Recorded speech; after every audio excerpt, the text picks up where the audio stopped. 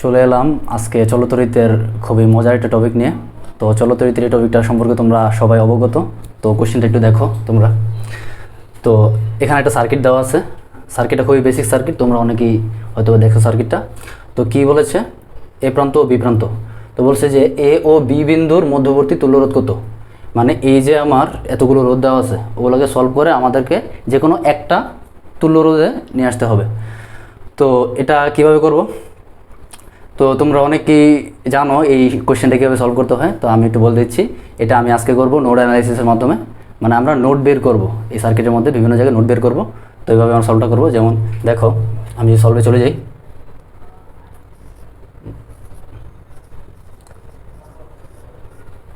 তো এখানে এ ও বি প্রান্ত, প্রথমে আমার দেখতে হবে, মানে আস্তে আস্তে সার্কিটটা সলভ করতে হবে। তো নোটটা কীভাবে করবো, ধরো আমরা কি জানি, আমরা জানি যে যদি কোনো সার্কিটে কোনো রোধ না থাকে, মনে করো যে এই সার্কিটটা, হ্যাঁ এই সার্কিটটা, এটা যে বিন্দু এ বিন্দু, এটাও কিন্তু এ বিন্দু, এটাও এ বিন্দু, এটাও এ বিন্দু, এটাও এ বিন্দু। আমরা মানে তড়িৎ প্রবাহ চলার ক্ষেত্রে যখন এর সামনে কোনো বাধা না পায়, ততক্ষণ পর্যন্ত পুরো সবগুলো বিন্দুই একটা কমন বিন্দু বা সাধারণ বিন্দু। তো এ বিন্দু, এই যে তড়িৎ প্রবাহ চলছে এখান থেকে কারেন্ট ডিভাইড হয়ে গেছে।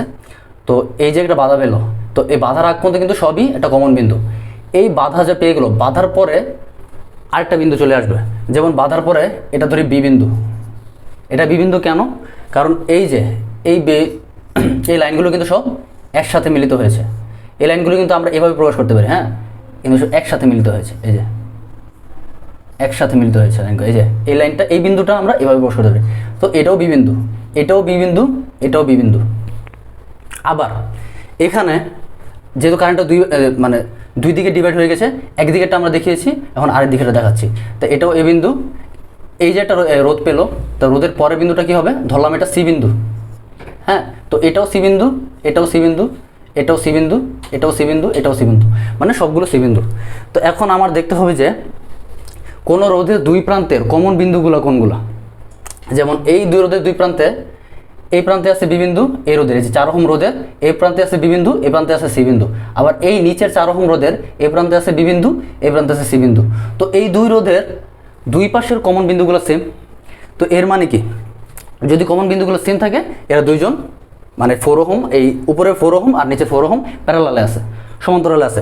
তো আমরা জানি কি, সমরোধের দুইটি রোধ যদি প্যারালালে থাকে, তো এটা সলভ করার একটা সহজ সূত্র হচ্ছে, কত রোধ আছে, মনে করো ধরি এই রোধটা আমরা ধরলাম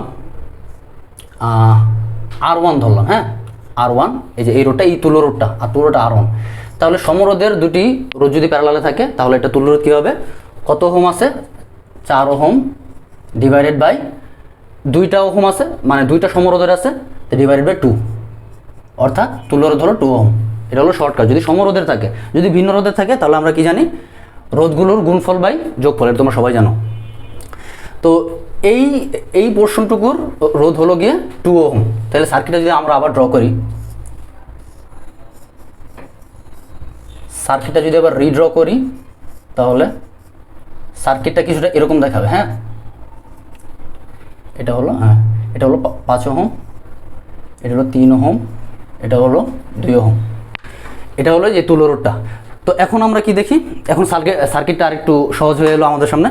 তো এখন আমরা সবাই জানি, যেহেতু আমরা দেখেই বুঝতে পারছি অবশ্য, 3 ওহম আর 2 ওহম, 3 ওহম আর 2 ওহম, এখানে যেহেতু দুইটা রোধ সিরিজ আছে, তাহলে এদের তুল্য রোধ কত হবে, 5 ওহম। তো সার্কিটটা যদি আবার একটু রিড্র করি,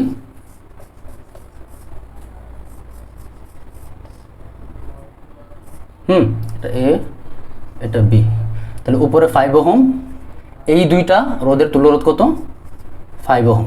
তো এখন নর্মাল আমরা যা জানি দেখে বুঝতে পারছি, এই 5 ওহম আর এই 5 ওহম প্যারালালে আছে। তো প্যারালালে আমরা কীভাবে সলভ করবো, এটাকে দেখিয়ে দিলাম। ধরি এই যে তুল্য রোধটা, মানে মেইন তুল্য রোধ যেটা আমাদের ম্যাথের, তুল্য রোধ ধরলাম R2, হ্যাঁ তো কত আছে 5। আমরা এটাকে কী বলেছিলাম, সমরোধে যদি অনেকগুলো তুল্য রোধ থাকে, তাহলে যতগুলো মানে রোধের মান যত ডিভাইড বাই কতগুলো আছে। তো রোধের মান কত 5, কতগুলো আছে 2, তাহলে 2.5 ওহম। তো আশা করি অঙ্কটা তোমরা সবাই ধরতে পেরেছো। তো এরকম যদি আরও নতুন মজার মজার শর্টকাট ট্রিক্স পেতে চাও তাহলে অবশ্যই আমাদের পেজ নেক্সট পাবলিকানকে লাইক দিবে এবং আমাদের চ্যানেলের সাথে থাকবে।